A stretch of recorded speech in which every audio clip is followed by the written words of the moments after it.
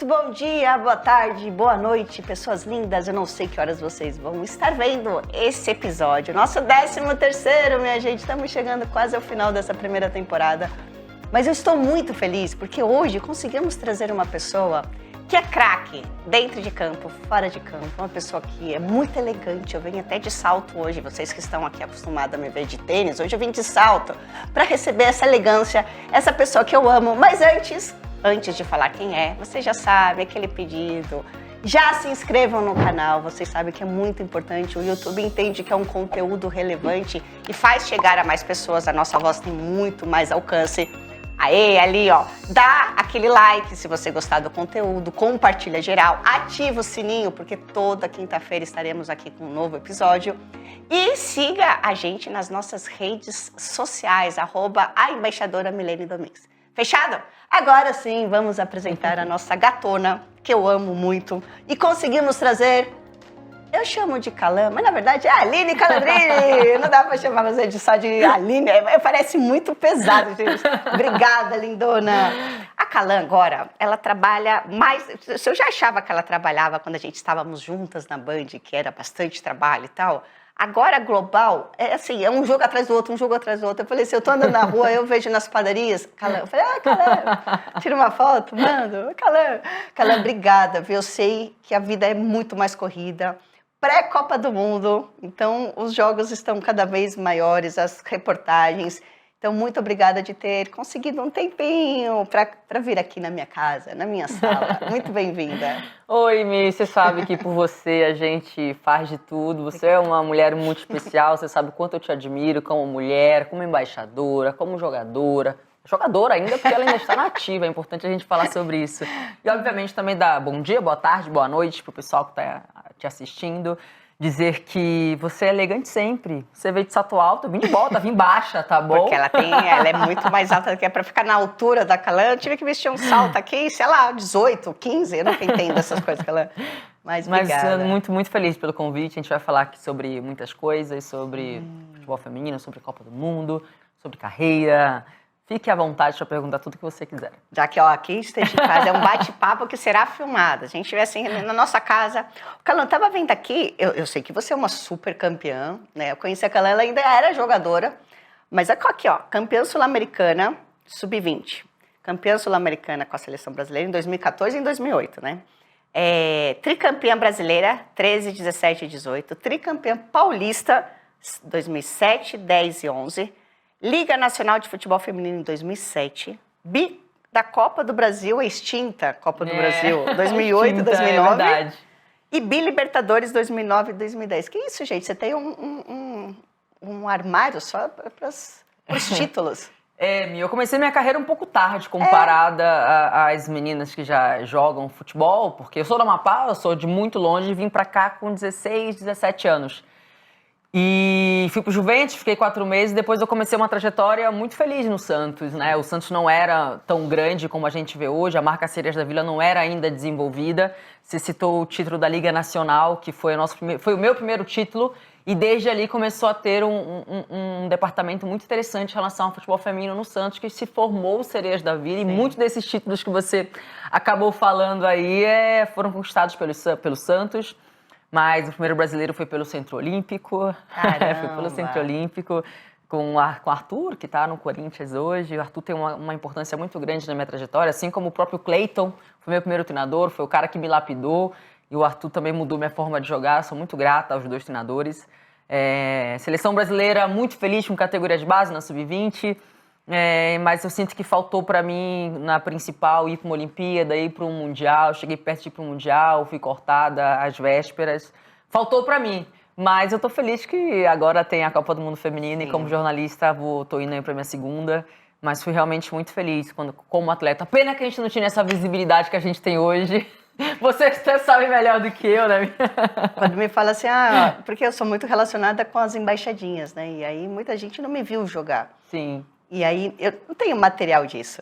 Não tenho... Tem alguns recortes de jornal. Eu também não tenho muita coisa, não. Já estou até digitalizando, porque eu sei que daqui a pouco as traças vão comer. Mas não tínhamos esse material. E uma das coisas muito importantes, a gente não tinha base. E isso faz toda a diferença, né, Carla? Você vem sentindo diferença com o futebol de base, principalmente a nível de seleção brasileira? Absurdamente. Eu acho que nessa geração que a gente está vendo para essa Copa do Mundo, nem tanta. Eu acho que não é uma geração que não teve uma base legal. Apesar da Ari ter, por exemplo. A Ari é um exemplo que acabou tendo no Centro Olímpico. A gente sabe como o Centro Olímpico é muito forte nas categorias de base. Mas ainda tem jogadoras que saíram do Brasil cedo, igual o caso da Rafaele, que teve uma boa estrutura nos Estados Unidos. É importante a gente falar isso, né, sobre ela conseguir desenvolver lá. Mas muitas não tiveram. Acredito que nessa próxima geração que vai vir, nesse novo ciclo, venham boas jogadoras. A Laura é um exemplo muito positivo da categoria de base. Ela vem da base, é importante a gente falar sobre isso. Tassiane também teve uma boa base no Fluminense também.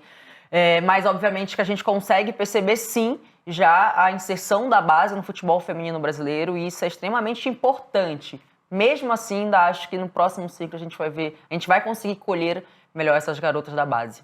De agora, né? Você foi para a seleção com 19 e 20 anos, né? Que foi a primeira convocação. Como foi? Foi muito louco, Mi, porque na verdade eu fui com 18 anos a primeira vez para seleção brasileira. Eu era sub-20 ainda. Foi no título da Liga Nacional e na época era um campeonato muito curto, de 10 dias. O Santos não era nem favorito, o favorito era o Botucatu. Caramba. Antes eram muito clubes de prefeitura, eram prefeituras, não tinham clubes. O Santos era um dos poucos que tinha realmente clube. O Botucatu era forte na época, a Ferroviária era forte, continua sendo forte na época. E o Santos foi como azarão, e foi quando a gente conquistou um título, eu acabei me destacando por ali. E o treinador Jorge Barcelos me convocou para fazer parte. Na época tem o Pan-Americano, então eu era sub-20 ainda, e minha primeira convocação foi para a principal, porque eu acabei me destacando. Caramba. Lá eu encontrei com o Formiga, com jogadores muito experientes, com a Aline Pellegrino naquela época, que não era minha amiga. E ali pra mim foi um choque de realidade, porque eu era jovem ainda e estava vendo jogadoras que eu vi na televisão quando criança, quando moleca. Fora de peso, forte. Eu ficava meia hora correndo depois Você, fora de peso, não é possível, gente. Juro, mas é um problema que tinha muito na época, assim, até a gente ainda vê um pouquinho melhor hoje, mas ainda existe esse certo problema. Ali que eu fui entender a importância da condição física da atleta. Eu tinha 18 anos, e aí a primeira convocação foi a principal, depois disso eu iniciei todo o categoria de base, no caso sub-20, né? E fui convocada para o sub-20, depois eu fiquei intercalando, indo para a principal, sendo convocada constantemente, mas eu não tive... eu sempre tive que batalhar muito para ser titular da seleção brasileira. Tinha muita mudança de treinador e tudo, o treinador tinha suas zagueiras de confianças. Eu sempre estive no grupo, mas não consegui ser uma zagueira titular. Quando eu tive a oportunidade, eu acabei me lesionando em seguida, né? Acabei tendo esse azar, que foi quando a gente conquistou, acho que a Copa América, não lembro o quê. Mas nunca consegui me estabilizar como zagueira titular da seleção brasileira por um longo tempo. Você tem 3 ligamentos cruzados. 3 ligamentos, 3 joelhos remendados. No mesmo? 3 cirurgias, então, ou seja, 3 cirurgias com o ligamento remendado. E é no mesmo? 2 no direito e 1 no esquerdo. Caramba, aquela lesão a gente sabe que encurta bastante a vida de um atleta. E numa época que a gente, assim, eu acho que a fisioterapia de antigamente era diferente de hoje. E não só a fisio, porque eu operei, eu tinha 15 anos. Mas a exigência física de hoje, a gente vê muitas atletas aí que voltam de LCA com 1 ano. Mas é um protocolo de segurança, né, Mi? Eu não tenho muito a criticar em relação a como foi minha cirurgia e o tratamento. As minhas 3 cirurgias foram no Santos. E a gente tinha um departamento bom de fisioterapia, o meu cirurgião também muito bom.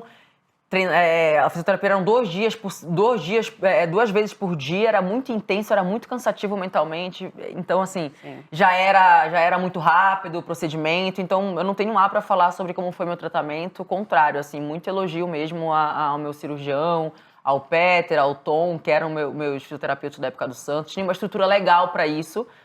O meu primeiro retorno foi com 6 meses, aí eu acho que teve a diferença, 6 meses. Já minha segunda e terceira foram, como foi uma atrás da outra, eu fiquei 2 anos fora, porque foi uma colada na outra.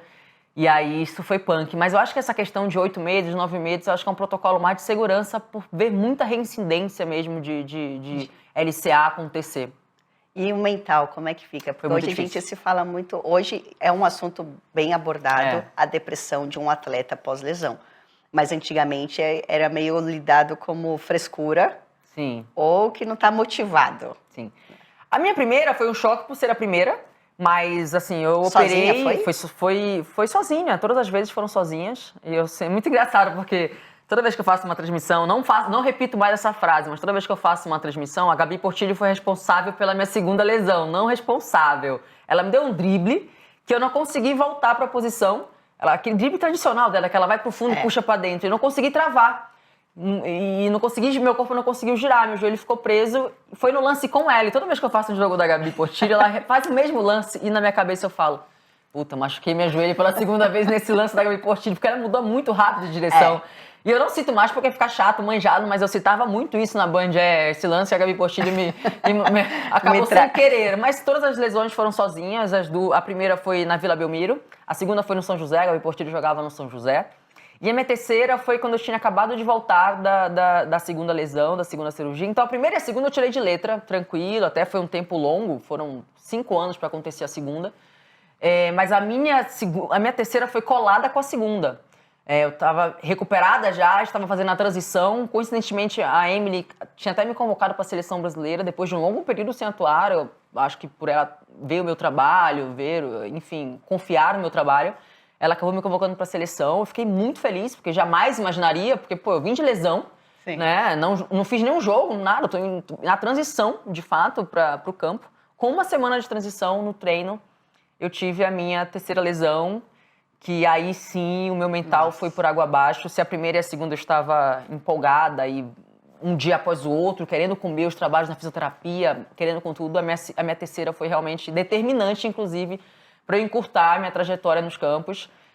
Primeiro que eu fiquei 3 meses muito melancólica. Eu não digo depressão porque...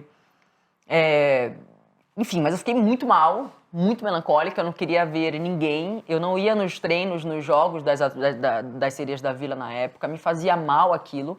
Eu tive que lidar com muitas questões de... Eu era referência daquela equipe, era capitã daquela equipe, e o meu ego também, né? Você não quando começa toda a visibilidade, você capitã da equipe, você acaba ficando esquecida, porque você tá um ano, fica mais um ano fora, você fica esquecida. Eu tive que ter muito entendimento e maturidade para isso, para tirar esse ego de lado, focar na minha recuperação. E como eu foquei na recuperação, foi diferente da segunda e da terceira. Eu cheguei até a falar que eu pensava já me aposentar, porque foi um baque muito grande mesmo. E fiquei 3 meses bem melancólica, e a fisioterapia era de 8 até 11h30 e tinha que se representar de 2 às 5. Esse período de descanso na hora do almoço, eu chegava em casa, eu nem almoçava, eu fechava a janela, ficava off, assim, não queria nada, ia brava, puta da vida pra fisioterapia. As meninas nem iam mais falar comigo, porque não que eu tava mal, eu chegava cabisbaixa. Então foram 3 meses assim, até eu conseguir virar a chave. E aí eu falei, vou focar na minha outra...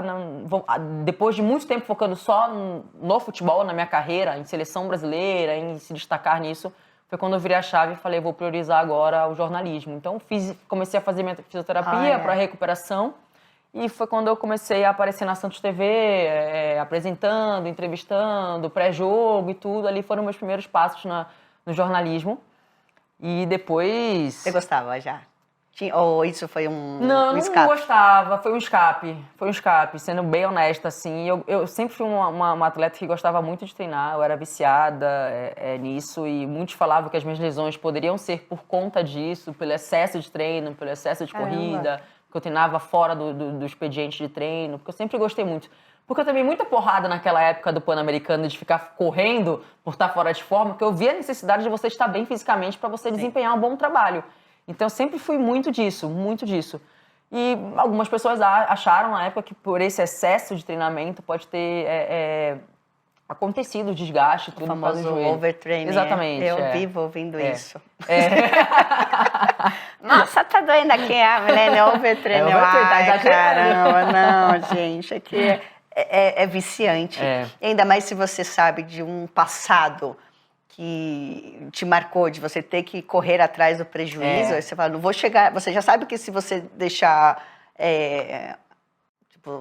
de lado, vai acontecer isso de novo. Aí você fala, não vou chegar de novo. Exato. Ô, Calamba, agora, vai ser a sua primeira Copa do Mundo, assim, a segunda Copa do Mundo que você faz essa cobertura como comentarista, mas hoje num veículo que vai transmitir todos os jogos, né, que é a detentora dos direitos, e uma visibilidade muito maior do que a de 2019. A de 2019 deu pontapé inicial para dar essa...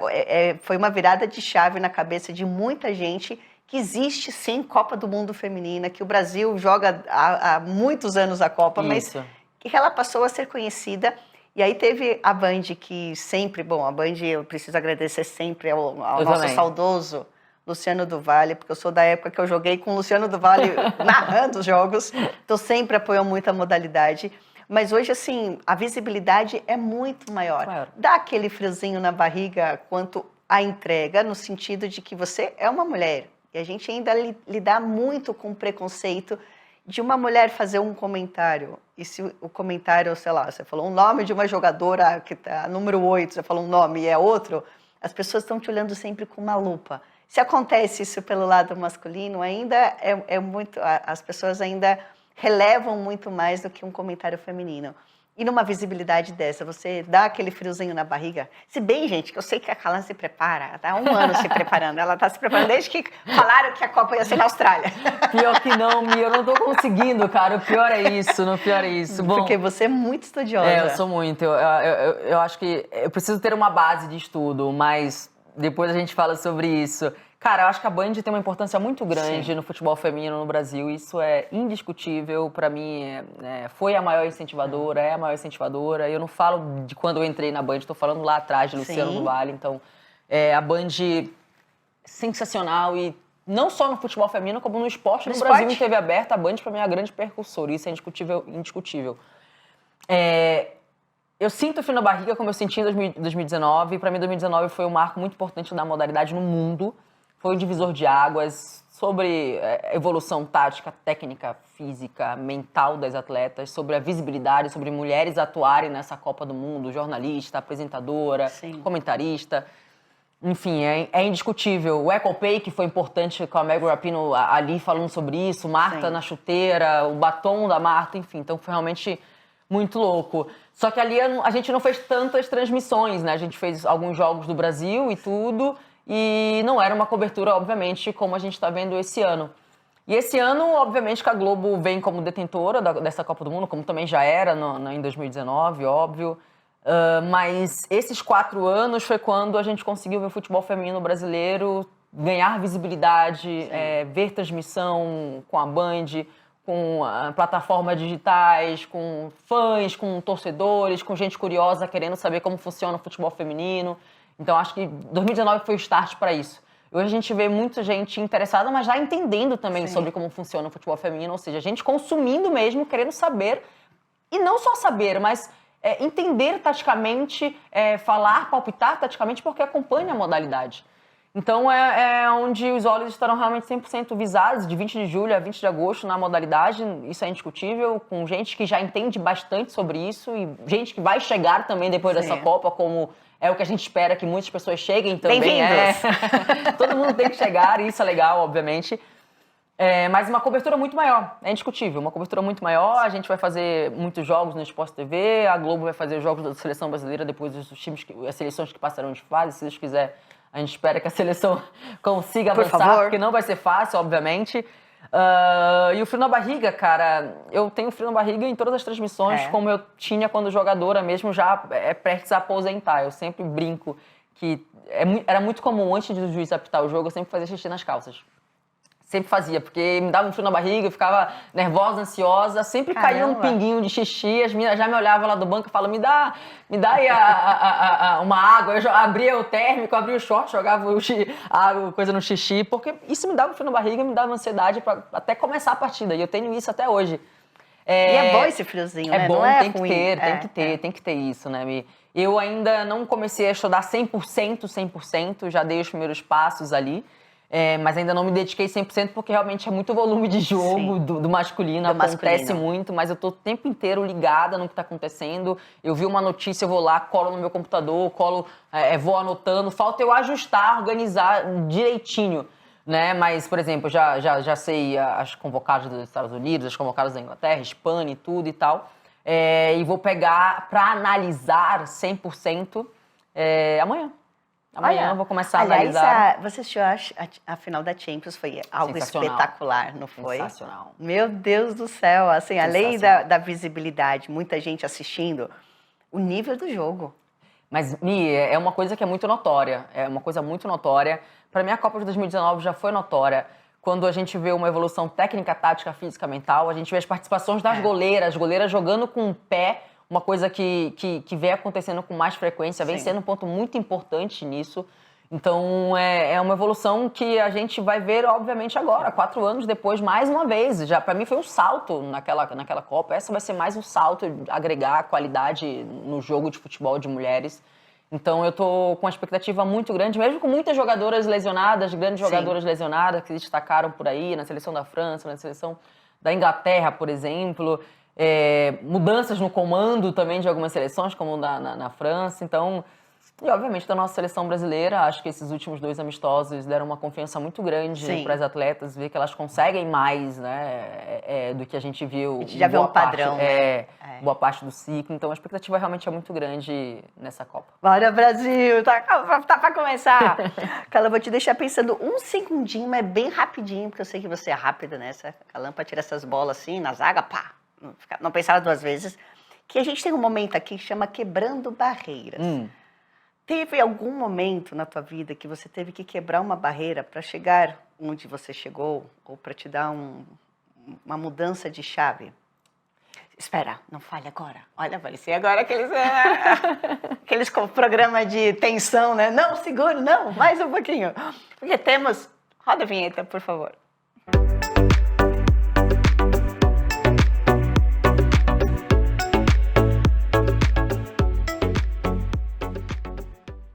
Agora sim, minha gente, pode responder, por favor. Mi, um momento, é difícil falar um momento, Mi. Acho que são vários momentos, assim, que quebrei barreiras. Mas eu acho que quebrar barreiras pode ser o meu começo. O meu começo, eu sou do norte do Brasil, sou de Macapá. E meus pais foram essenciais para eu virar jogadora de futebol. Quando a gente morava em Macapá, a gente estava passando um período no Rio de Janeiro. E eles me botaram no carro com mala e cuia, me deixaram no Juventus com a Magali, naquela época. Tamires estava lá, a Kelly estava lá, a Eriquinha estava lá, a Érica, a Cotinha estava lá. Ali foi quando realmente começou a minha trajetória nisso. Outro momento importante foi quando eu entendi a importância da questão física no futebol. Acho que foi um momento importante, quando também a gente ganhou a Liga Nacional pelo Santos, foi quando mudou a chave. E obviamente que não tem como não falar também o meu primeiro passo como jornalista, né? Sendo contratada pela Band, eu tive a coragem de aposentar com uma idade que não era ainda o esperado, acho que ainda tinha a lenha para queimar, faltou insistir um pouco mais, mas para mim era o momento correto de eu ingressar numa nova oportunidade, que era no jornalismo. 4 anos na Band, querendo espaço para falar de homens, de futebol masculino, conseguindo um Band Esporte, e depois ser contratada na Globo, e acho que é complicado falar um só. Acho que na minha trajetória, acho que vários momentos eu me desafiei e consegui quebrar.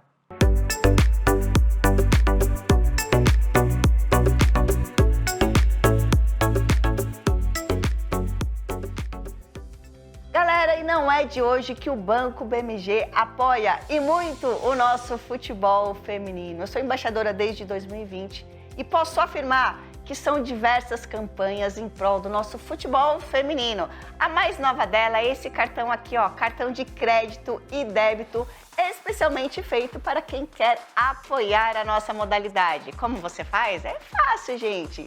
Quer ele? Então, ó, já aproveita, tá vendo esse QR Code aqui na tela? Já aponta a câmera do seu celular, já abra sua conta, 0 taxa. E na hora de pedir o seu cartão, que é crédito e débito sem anuidade, peça esse do nosso futebol feminino e apoie a nossa modalidade. Banco BMG, o banco sem barreiras. Você é natural de Macapá, né, que você já falou. E lá não tinha time, você começou a jogar como? Com quem? Cara, lá eu sempre joguei com os meninos. Desde criança era eu no meio dos meninos, como acho que todas as jogadoras, né, da minha geração, no meio dos caras, jogando bola com os primos, no colégio, você é a única mulher entre eles. Era chamada de mulher macho o tempo inteiro, porque eu jogava no meio deles. Só que eu tinha muito apoio da minha família, que pra mim era crucial, pra mim ficou muito marcado isso. E eu também tinha um problema, eu tinha uma cabecinha pequena, eu tinha um certo preconceito, porque o único lugar que tinha futebol feminino era no salão, futebol de salão. né? Aqueles campeonatos de bairros, Sim. aqueles campeonatos, né, mais esquecidos e tudo. Eu tinha um preconceito muito grande de jogar com as meninas, porque eu tinha medo de ser assediada. Tinha medo, tinha preconceito de, não, pô, eu vou jogar um monte de menina que a gente tem aquela imagem que é todo mundo se pegando, vão me assediar e tudo. Eu tinha esse receio, esse preconceito e cabeça fechada, cabeça pequena, então eu não me juntava a elas, né, por puro preconceito mesmo, preconceito mesmo. Então eu sempre joguei no meio dos caras, no meio dos meninos e tudo. Também não tinha conhecimento, era muito raro esses jogos que tinham entre mulheres. Era muito raro também de eu saber, tá tendo um campeonato ali e tudo, vai lá, e aí eu não ia. Mas era muito raro acontecer. Hoje a gente vê mais, longe ainda do que a gente quer, mas a gente ainda vê mais. Só que eu saí de casa muito cedo, né? Eu vim com 15 anos pro Rio de Janeiro, com 16 eu já estava no Juventus, então também não tive muito tempo para explorar e mudar esse meu pensamento. Aí eu cheguei em São Paulo, eu convivi com um monte de meninas que esquece, não tem nada de assédio, não tem nada disso. Inclusive, para mim, o futebol feminino para mim foi determinante na minha personalidade, determinante no meu caráter. Eu aprendi muito com a modalidade. Eu venho de uma família que tem uma condição financeira boa e me deparei numa outra realidade onde eu fui entender, de fato, a importância do simples, a importância de ser simples, de ser humilde, de você pensar no próximo, de você ter empatia. Se eu não tivesse passado por essa parte no futebol feminino, com certeza eu seria uma outra mulher, com certeza pior. Então, o futebol feminino melhorou muito meu caráter, desenvolveu muito a minha personalidade, graças a Deus. Não, e você tem uma relação muito bonita, assim, com a tua família, com a tua mãe, principalmente. Já conhecia a sua mamãe, né? Foi jogar futebol junto, conhecia o teu irmão, sobrinho, né, cunhado, enfim. E isso é muito legal, quando a gente tem uma base familiar. Você pode ir em qualquer lugar do mundo, qualquer lugar, você leva essa base familiar contigo. Então, isso é muito legal. Aliás, você tem uma relação muito maneira com a tua mãe, né? Tem, com a mãe e com meu pai também. Os dois Como assim, nós somos muito parceria, parceiros, muito parceiros. E mais do que isso, se não fosse eles, eu não estaria aqui. Essa é a grande verdade. Eu entendo porque muitas meninas desistem de jogar futebol, porque uma hora vai ter que escolher entre você jogar futebol e você botar arroz, feijão em casa. Sim. E como eu falei, se não tem fosse meus pais... Exato. Porque você fala assim, não, futebol feminino não é uma profissão. Hoje é uma profissão. Hoje elas têm carteira assinada. Hoje é um salário que você pode ajudar a tua família. Mas antigamente a gente não tinha, exato. E eu fui conseguir minha independência financeira da minha família com 27 anos, 28 anos. 27 anos minha independência financeira foi acontecer. Porque até então quem me patrocinava, quem me ajudava e tudo, eram meus pais. Então eles foram determinantes. Por isso que eu falo que eu entendo porque muitas vezes meninas boas acabam desistindo, porque uma hora tem que optar em alguma coisa. E eu consegui administrar a faculdade, administrar o trabalho, o futebol, no caso, mas muito porque eu tinha meus pais por trás de mim. E teu pai nunca teve esse preconceito de mulher no futebol? Nunca, não, nunca. Mas sabe por quê? Porque eles mergulharam no sonho. Eles sabiam que eu ia precisar passar por tudo que tiver que passar, independente de qualquer coisa. Eu sou gay, né? Eu nasci diferente, pra mim eu nasci gay. Eu nasci gay desde criança, fui ter um primeiro toque com mulher com 18 anos, mas vim pro Juventus com 16 e demorei, né? Pra me descobrir, demorei 2 anos, né? 1 ano e meio pra me descobrir de fato. E muda completamente. Você entende que não é nada daquilo que você tinha, aquele preconceito. Aquela imagina idiotice. você com o preconceito do salão. Não, pois entendeu? E não teve nada de assédio. O contrário, me desenvolveu como mulher, como ser humano, o futebol feminino. E, como eu falei, eu nasci gay. E é muito claro, eu sei que eu sou diferente há muito tempo das minhas primas, por exemplo. Só que eu fui realmente me descobrir, aceitar e ser quem eu sou com 18 anos. Fui contar com os meus pais muito depois, inclusive, né? Com medo de receio e tudo. E quando realmente eu consegui falar, não, pra que eu não vou falar quem eu sou 100%? Pô, eles sabem 90%, falta 10%, então por que não contar? E eu contei que eles super abraçaram, entenderam.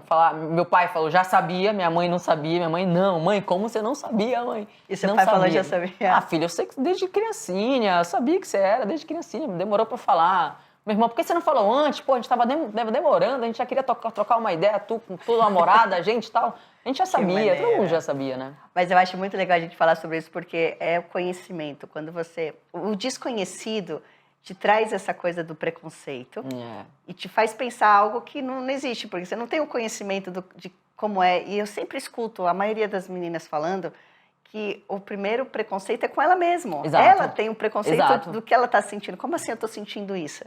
E é muito legal ver quando vocês falam dessa maneira de que é natural. É natural, E assim, cara. você tem que se aceitar e você tem que entender aquilo que você está sentindo. E aí acaba dando um norte para quem está assistindo e fala, pô, eu também sinto isso, mas não sei exatamente, porque é o desconhecido. É o desconhecido. A falta de informação te faz ser, muitas vezes, preconceituoso. Exatamente. Foi isso que eu falei, essa questão na minha infância. Porque eu cresci onde todo mundo me chamava de mulher macho. Mulher macho, mulher macho, mulher macho. Então eu fazia de tudo para evitar alguma coisa daquilo na sociedade. Macapá é muito pequeno, então todo mundo fala de você. E eu nunca tinha ficado com nenhuma mulher em Macapá. Né? Eu fui ficar aqui em São Paulo com 17 anos de idade. E já falava que eu era sapatão, que eu era mulher macho, que eu era gay, só pelo fato de jogar futebol. Então eu cresci com um negócio assim... Caramba, se eu for, vão falar que eu sou gay. Se eu for, vão falar que... E de uma forma errada, né? Total, tipo, exato. De uma forma, você é gay, tá? E de uma coisa, como se fosse uma coisa pejorativa. Exato. Então, é bem isso. A falta de informação faz você ser preconceituoso. Ô, Carla, você é uma colecionadora de títulos, que abrimos aqui o programa falando e tal. Teve algum que você sentiu que... Eu sei que todos os títulos, até como uma ex-atleta, eu sei que todos têm um gosto especial. Mas teve algum que você teve mais... Ou até pela dificuldade do campeonato, ou porque não era favorito, enfim, que você tem uma lembrança mais assim, carinhosa? Eu tenho, que pra mim foi divisor de águas em relação ao Santos, né, Sereias da Vila. A gente sabe que jogou Marta, jogou Cristiane, jogou Maurine, jogou Esther, jogou muita gente boa no Santos, mas a gente ralou muito pra realmente chegar e ser consolidada no futebol feminino. Tem uma marca Sereias da Vila, que foi esse da Linaf, né, que foi em 2006, que me deu a primeira convocação para a seleção brasileira. Eu era longe de ser quem eu era ruim, mas eu era muito aguerrida, assim, muito aguerrida. Era ruim, impossível, gente. Não, mas meu primeiro ano foi. Quando eu cheguei no Santos, o Cleito falou assim, ela vai dar uma boa reserva na zaga. E, de repente, eu sou muito determinada, de repente, no dia a dia, eu acabei conquistando meu espaço. Mas esse título que a gente não era favorita, era Azarão, que vencemos Botucatu, foi quando mudou o futebol feminino no Santos. Foi um marco muito... Marcou absurdamente. Foi quando a gente começou a conquistar um espaço muito bom no Santos, depois criar um departamento e virar as Sereias da Vila, com chegada de Marta, Cristiane, Aline Pellegrini. Então, foi um título que poucas pessoas sabem, poucas pessoas viveram, mas foi o que abriu portas pra gente ser o que a gente foi no Porque Santos. não existe mais essa liga.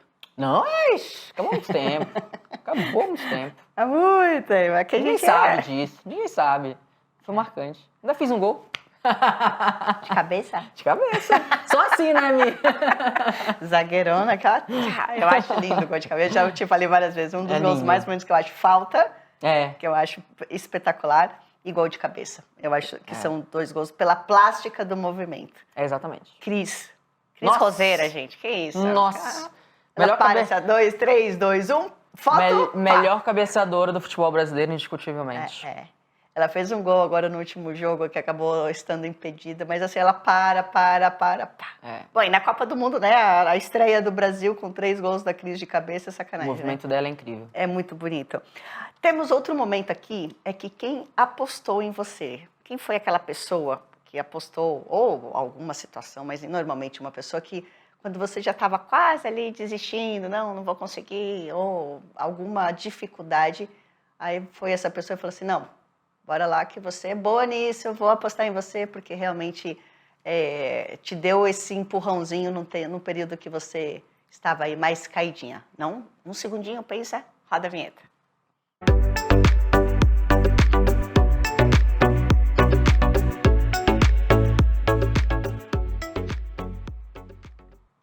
Rapidinho, você viu, né? Pode ir. Eu não vou falar meus pais porque já falei, né? Óbvio, é muito claro isso. A mãe da Érica foi muito importante também na minha trajetória. Maravilhosa. A mãe da Érica, quando ninguém me conhecia, o Cleiton Lima queria a Érica, porque a Érica já era um destaque na seleção sub-17, sub-20 na época, e ninguém me conhecia, e a mãe da Érica virou e falou assim, Cleiton, você pode levar a Érica se você levar a Calandrine. Aí o Cleiton, mas quem é a Calandrine? Aí, é uma zagueira que estava no Juventus aí, porque a gente só ficou 4 meses, eu só fiquei 4 meses no Juventus, né? E aí ele falou, mas eu não conheço, eu não tenho nem como pagar e tal. Não precisa pagar, só leva ela. Eu fui como pacote da Érica pro Santos em 2006. Caramba, a mãe da Érica foi muito importante, muito importante. Eu sou muito grata, não só a mãe, como o pai da Érica, a família da Érica. Eu sempre falo sobre isso. A própria Érica, porque ninguém me conhecia e ela foi lá e não, Cleiton, leva ela, nananana. E, indiscutivelmente, ela foi realmente muito importante nesse meu início no futebol feminino, onde eu era uma completa desconhecida.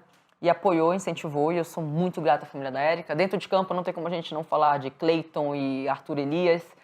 Foram também muito importantes nessa minha trajetória. Acho que isso.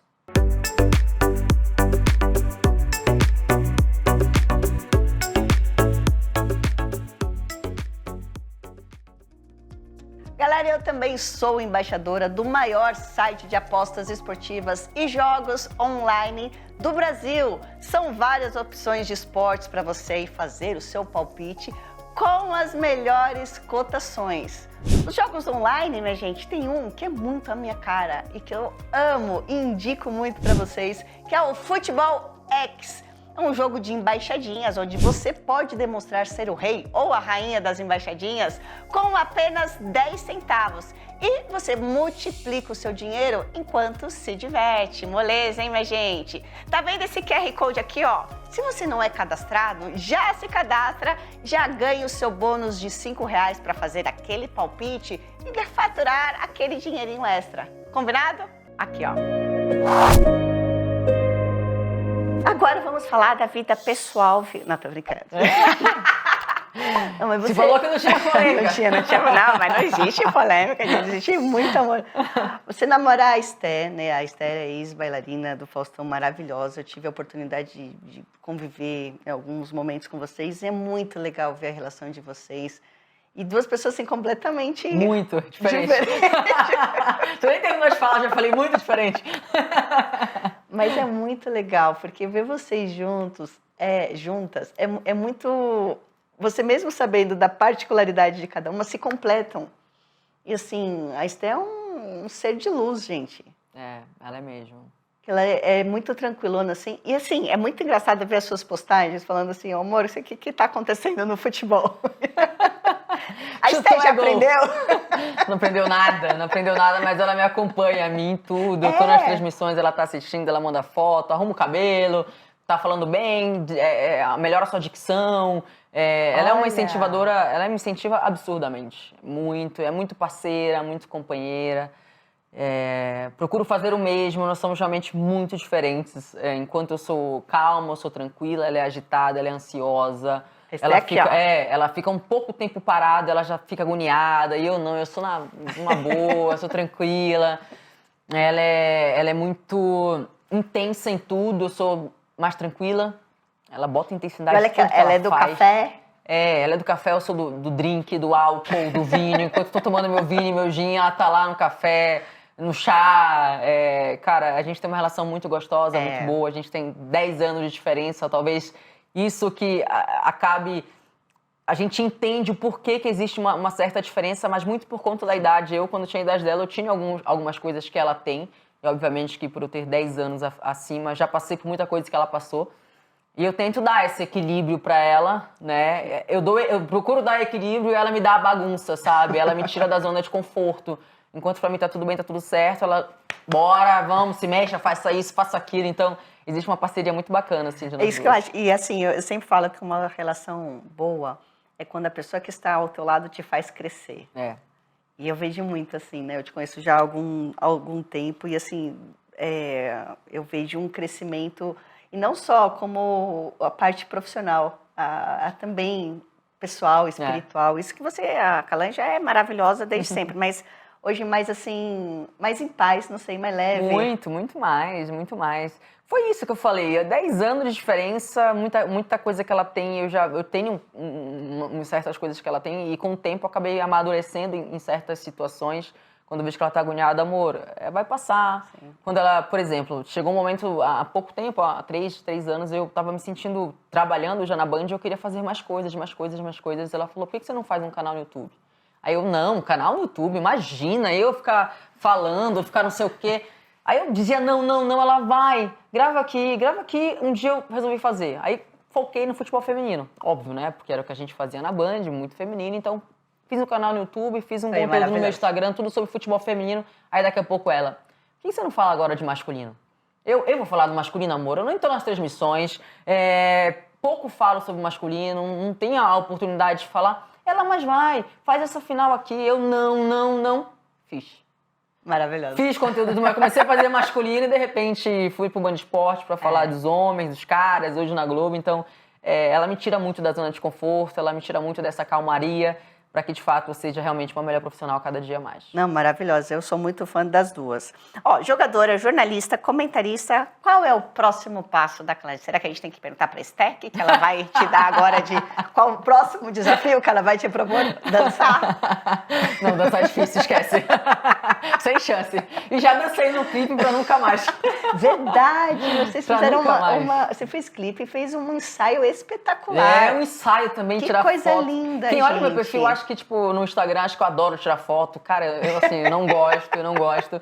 A gente tá almoçando, ela vai, vou tirar uma foto. Não, amor. Eu tirar uma foto? Não. Porque assim, ela fala, fica 10 minutos, agora faz isso, faz aquilo. Eu morro de vergonha da galera que tá do lado, nos restaurantes. Eu, não, chega, tô com vergonha. Mas sai plena. Mas depois de 47 tentativas, tá?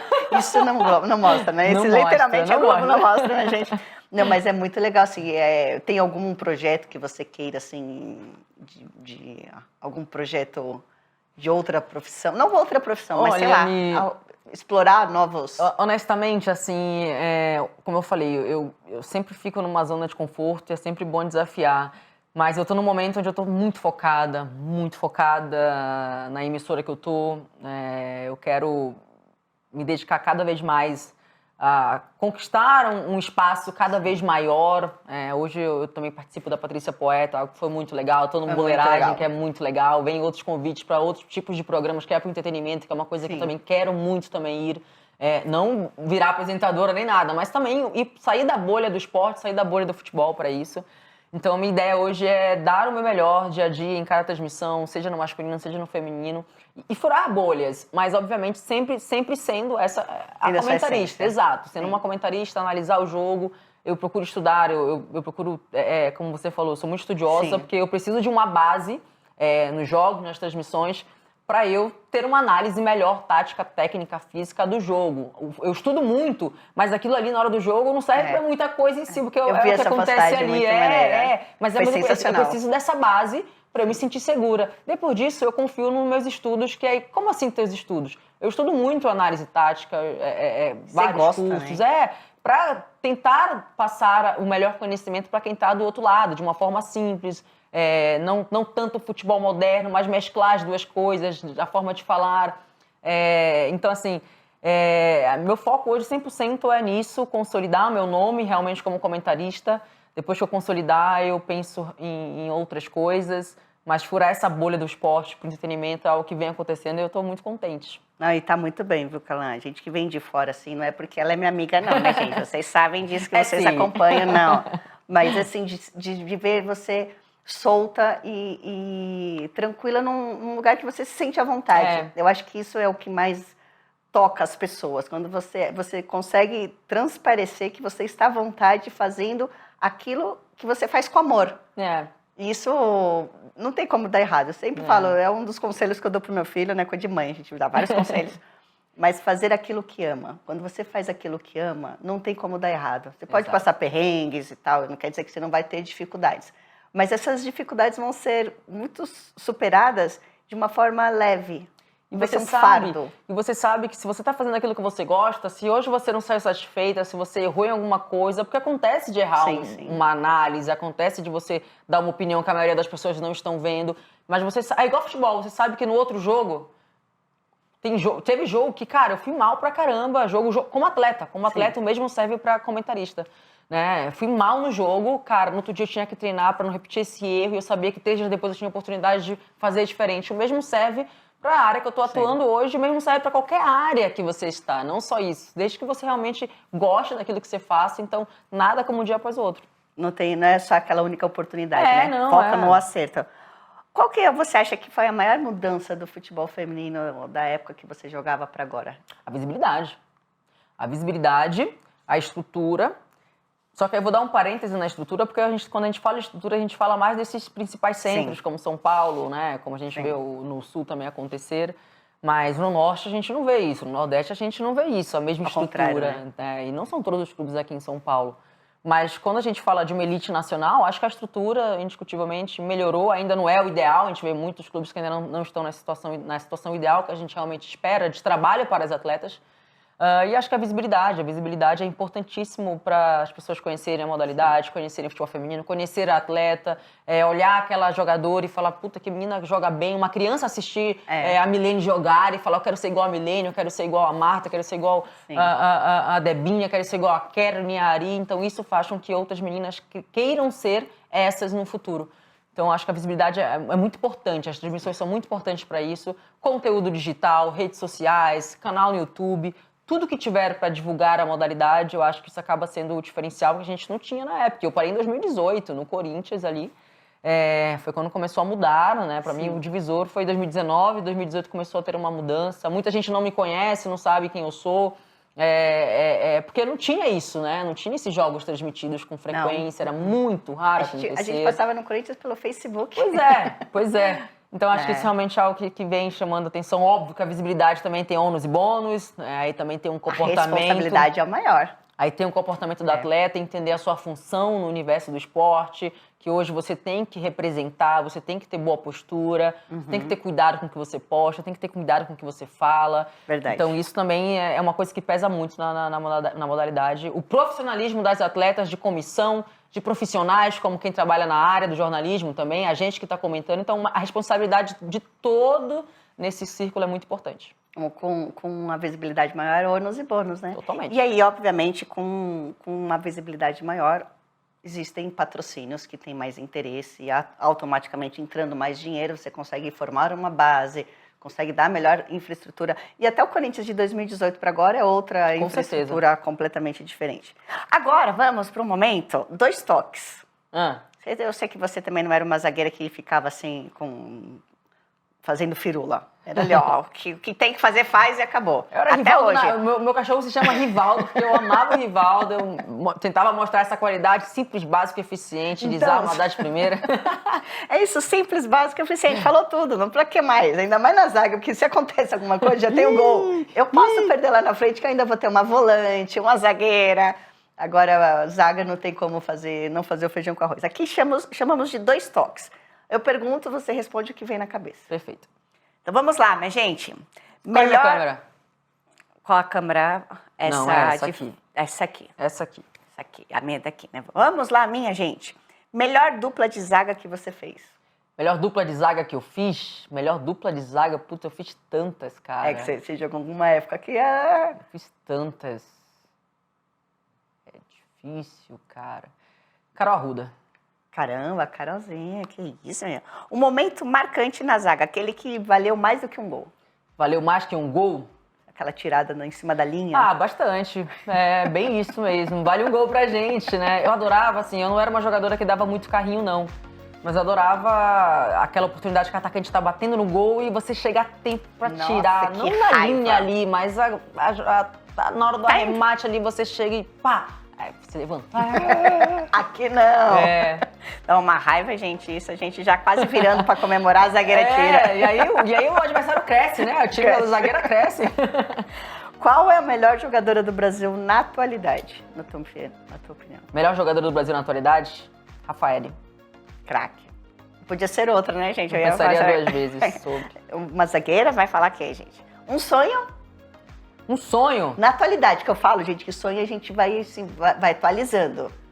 Um sonho pra vida inteira. Você tem um sonho, você tem que conquistar sempre coisas. Mas seria material? Ou seria um sonho de carreira? Um sonho teu, não precisa ser material, não. Um sonho de Calã. Sonho de Calã? Cara, eu tive um sonho realizado, que foi ter minha casa, meu apartamento. O próximo passo é ter uma casa bem gostosa, com o Bebeto, com o Rivaldo, com outros cachorros, com a Esté, com filhos. Mas acho que tem uma casa bem grande, assim, bem aberta, pra todo mundo ficar à vontade, receber os amigos, churrasco, piscina. Mas futebol, isso em São Paulo, futebol.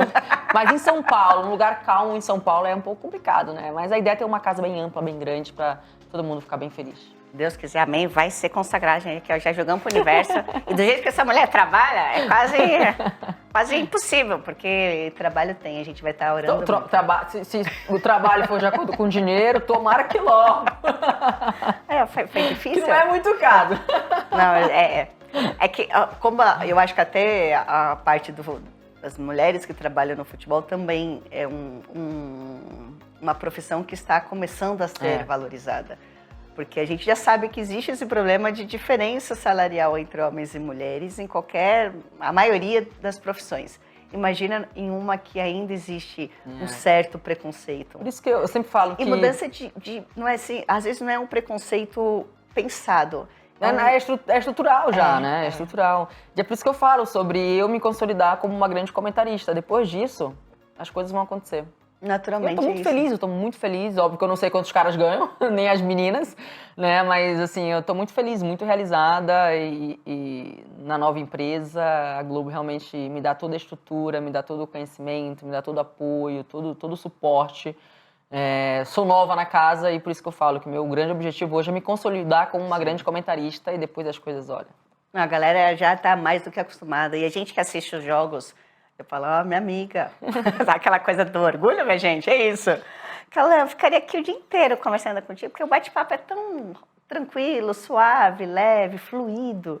Mas eu sei que você precisa comentar algum jogo, gente. Seguro que deve ter alguma coisa. Hoje eu tô de folga, hoje eu tô de folga, Mas na folga faz o quê? Trabalha, porque na folga o pessoal acha que... Igual eu sempre pensei que os jornalistas chegavam para apresentar o jornal naquele momento. Eles chegam às 8 da manhã para fazer o jornal às 6 da tarde. É um dia de trabalho normal. Exatamente, é bem isso. E é um jogo atrás de outro, né? São quase quatro jogos por semana, junto com o masculino e o feminino. Também tem participações em programas, então são tempos realmente bem escassos. É que você falou, a folga realmente é um tempo para você... E não tem tempo, assim, a pessoa que trabalha nisso, você tem que estar antenado sempre. Antenado sempre. Notícias, consumindo notícias. Tentar ver o máximo de jogo possível, chegar do jogo, já ver o que está passando lá para você saber o que aconteceu no jogo, é o tempo inteiro. Quem trabalha com isso, com informação, independente da área, mas informação realmente é o tempo inteiro. Clã, você acha que para você se dar bem, assim, né, de ter uma amplitude maior nesse ramo, é necessário uma faculdade de jornalismo? Fez diferença você ter a faculdade de jornalismo? Porque você é uma ex-atleta, normalmente um ex-atleta vira comentarista sem passar pelo jornalismo, e você acabou fazendo a faculdade de jornalismo. Te deu uma base maior para trabalhar como comentarista? Eu acho que a faculdade é muito importante, Mi. Eu acho que tem ex-jogadores que são bons e ruins. Sim. Como tem jornalistas, comentaristas que são bons e ruins. Isso aí é muito claro. Eu acho que existe para tudo. Eu confesso que a minha sorte foi eu sempre me dar bem com câmera. Eu não sou uma pessoa que gosta de escrever. Jornalista normalmente gosta de escrever, gosta de ler. Eu não sou uma pessoa que gosta disso. Eu tinha muita dificuldade em redação, por exemplo, né? Mas eu sempre gostei de câmera, eu sempre gostei de lidar, de conversar, de trocar ideia, etc e tal. Acho muito importante a faculdade de jornalismo, acho muito importante. E como você vai usar isso aí é de cada um. Como eu falei, eu me dou bem com a câmera. Isso aí é uma coisa que fez eu despertar essa questão de ser comentarista. Então, para mim, é importante você ter, só que você tem que saber usar. Como eu falei, existem jornalistas bons e ruins, existem ex-jogadores que são bons e ruins, né? Isso aí é de cada um. É como se você tivesse mais ferramentas para lidar com certas situações, né? Porque muita gente já me falou assim, faz jornalismo. Eu falei, gente, eu não sou curiosa, eu não sei se eu estaria tão antenada, porque um jornalista precisa estar antenado nas coisas. E eu sou muito aérea, assim, se me deixar de uma bola, então já era. Mas eu acho importante ter, obviamente, quando olha ex-jogador e jornalista, uma coisa que, não sei, não lembro alguém que tenha realmente a faculdade sendo ex-jogador. Carioca, que ele sempre fala que ele tem faculdade, mas de ex-atleta, acho que não. Mulher, então... E mais do que isso, Mi, eu acho que não é sobre a questão da faculdade. Eu acho que é sobre conhecimento. Não precisa ser a faculdade, mas é o conhecimento. São cursos que você pode fazer. A faculdade em si, talvez não, mas o que você está fazendo para aprimorar o seu conhecimento? Por isso que eu vejo muita jogadora fazendo cursos da CBF, cara, eu fico muito contente, muito feliz, porque elas estão cada vez mais ocupando espaço, tendo faculdade ou não, mas estão se profissionalizando, estão estudando aquilo. Então, vale muito. O importante é você estar atualizada, é você buscar o conhecimento, que isso vai te agregar muito com o fator campo. A diferença do jogador, do ex-jogador, é que ele tem um conhecimento diário, sabe tudo o que acontece. E se você juntar isso com o conhecimento que você vai buscar e que a gente está vendo muito jogadora buscar, obviamente que vai dar certo. Não tem como não. É isso mesmo, eu também acho que você acaba tendo um leque de informações muito maior. Muito maior. E o conhecimento nunca é demais. Muito obrigada. Quer deixar um recado pra galera? Que a gente fala que uma galera, a câmera daquela é essa. Por futebol feminino, nos dê aí o Brasil vence a Copa. Difícil, né? Mas É difícil. Copa do Mundo. É Copa do Mundo. Eu volto a falar, eu sempre dou esse exemplo aqui. Eu acho que eu nunca vi ninguém falar que a Argentina ia ser campeã do mundo na última Copa. Opa, tava entre os favoritos. Não, entre os favoritos. Mas ninguém firmava assim. Eu também coloquei ela como uma das Eu finalistas. botei entre os 3. Mas eu disse que ia cair contra o Brasil. Quem não? Duvido que o pessoal aqui que não. Mas eu acho que Copa do Mundo, cada jogo é uma final. Então vai depender muito do decorrer Perfeito. da competição. Perfeito, Mia. Eu concordo e acho que vai depender muito desses 3 primeiros jogos. Obviamente, se você ganhar da França, isso dá uma força, você vai confiante sobre isso. Só que o Brasil, a França,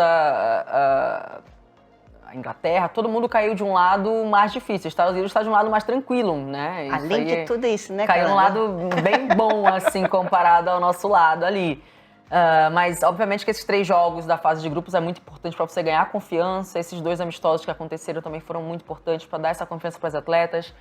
Depois, o Brasil passando bem, mais cheio de moral para uma próxima fase. Se ficar em segundo, provavelmente pega uma Alemanha. É mais uma oportunidade de você mostrar novamente, como mostrou agora nos amistosos. Isso aí é muito claro, então a gente vê possibilidade. Não tem como a gente não citar os favoritos, né? Que é a Inglaterra, que é a própria seleção americana, mesmo renovada, com muitas jogadoras jovens. A maioria não jogou ainda uma Copa do Mundo, é importante a gente citar isso aí, uma nova geração. A Alemanha, que vem também muito forte, depois vem uma França brigando por trás, Suécia, que é sempre muito chata, porte físico, enfim. O Brasil está correndo por trás, essa é a realidade. Mas muito vai falar, o que vai ditar para mim realmente são esses jogos iniciais na fase de grupos e enfim, eu acho que é importante elas estarem confiantes como elas estão. A gente vê um trabalho, uma melhora, a gente vê uma ideia tática mais assimilada, a gente vê uma questão física melhor, dá para melhorar, é um ponto ainda que pode melhorar. Pode melhorar também o controle de jogo ofensivo, as criações, o último passe, mas a gente vê uma seleção mais preparada do que a última Copa, indiscutivelmente. Faz isso, gente. Aí deixa um recado para os teus fãs, para os seus seguidores e para o pessoal da mulherada que pensa em ter uma profissão como a tua, ex-atleta. A gente sabe quanto é importante ter hoje um plano de carreira pós, né, o futebol, e isso hoje é muito possível. E você é um exemplo disso, super bem sucedida, fazendo aquilo que ama e que veio do campo, né? Veio do campo. Acho que a bagagem é muito importante, sim, o conhecimento também é muito importante. E quando a oportunidade aparece, quando você está preparada, você tem que agarrar. Assim foi na minha vida como atleta, assim vem sendo como jornalista. Por trás de tudo isso tem realmente muito estudo, muita dedicação. Eu sempre fui muito esforçada dentro de campo e o mesmo eu fiz nessa minha transição de carreira, sempre querendo mais, sempre querendo mais conhecimento, admirar pessoas que você vê fazendo aquele negócio e você falou, pô, eu quero chegar perto disso, eu quero ter uma coisa parecida disso, ter uma meta, ter um foco. Obviamente que é o que eu falei, quando você trabalha para isso, você se prepara para isso e quando a oportunidade aparecer, você tem que estar bem, você tem que aproveitar. É hora de, beleza, me matei lá atrás para agora colher e tal, tem que ser assim. E acho que isso não é fácil para nós que somos mulheres, ainda mais num ambiente que é completamente masculino, onde tem muito preconceito, eu escuto muita coisa na internet, e que isso não desmereça o trabalho de nenhuma mulher, que a gente consiga e vem conquistando cada vez mais espaço, ainda longe do ideal. Quando a gente fala de mulher conquistando espaço, ainda faltam mais negras também ocuparem esse espaço, a gente fala muito sobre isso. Então, a preparação é crucial e quando a oportunidade aparecer, vamos aproveitar. Eu sei que tem muita mulher competente do outro lado, almejando, querendo isso, vai ter espaço, vai surgir espaço. Sou amapaense, sou nortista, sou gay, sou ex-jogadora, sou assumidamente, sou formada, mas nada disso estaria aí se a gente não tivesse dedicado, como você, como a Isa, que está também conquistando espaço absurdo, Saudades. como outras mulheres, Mariana Spinelli, Renata, muita mulher que a gente viu que começou com o futebol feminino, e tá aí. Muita mulher. Então, vambora! Tem espaço pra todo mundo. Vamos, gente. Aqui ninguém larga a mão de ninguém, a mulherada unida. E também os homens, né? Eu acho que os homens são muito importantes nesse apoio pra abrir. Muito. Porque, às vezes, a voz do homem, ele conecta mais outros homens do que a gente falar. Muito. Então, por isso que o papel do homem estar do nosso lado é muito importante. E eu vejo uma melhora significativa Sim, também sim. nisso, assim, nessa turma que está trabalhando também, né, com as câmeras, falando sobre não só na batalha com mulheres, mas sobre assédios morais, assédios sexuais, mais inclusão também no futebol. Então, os homens são realmente muito importantes também nessa batalha junto com a gente. Então, bora todo mundo junto. Carla, muito, muito obrigada. Eu amei sua lindona. Você é maravilhosa, Mi. Bora jogar futebol? Eu tô o tempo inteiro enferrujada. Toda vez que a Mi me encontra, ela quer jogar futebol, cara. O problema é que eu não aprendo o ombrinho. Eu não aprendo. Desisti porque eu não aprendi o ombrinho, é muito difícil. Não, ataca bem pra caramba. Mas o ombrinho... A recepção não tá em dia, a recepção só vai funcionar com o pé. De ombrinho eu te coloco e você só ataca. O meu ataque não é tão bom, a gente faz uma dupla isso. Fechado. O ombrinho deixa comigo, o ataque é contigo. Mas obrigada de coração, Estamos viu? juntas, gente. Galera, esse foi mais um episódio do Embaixador. A gente tá chegando quase que ao fim, ainda tem esse mês, ainda tem alguns episódios. Mas tá sendo maravilhoso. Eu, de verdade, só tenho a agradecer a todo mundo aqui, né, gente? Todo mundo, muito gente boa, sensacional. E o que trabalha nos bastidores, excelente. Trabalham pra caramba, pra que tudo isso aconteça. Espero que vocês tenham gostado desse episódio. Já sabe, vou falar de novo, já dá aquele like, já compartilha com geral, manda pra geral, porque assim a nossa voz tem muito mais alcance com vocês. Siga a gente, aqui ó, inscrever, se inscreva no canal, por favor. Já falei para mandar para geral, siga a gente nas redes sociais, isso também é importantíssimo. E já deixe o seu feedback. Quem vocês querem que a gente traga aqui, bater um bate-papo e tal, e como é que vocês acharam aí? Fechado? Então, se liguem já, o sininho, porque na próxima quinta tem aí novo episódio. Fechado? Beijo, fiquem com Deus.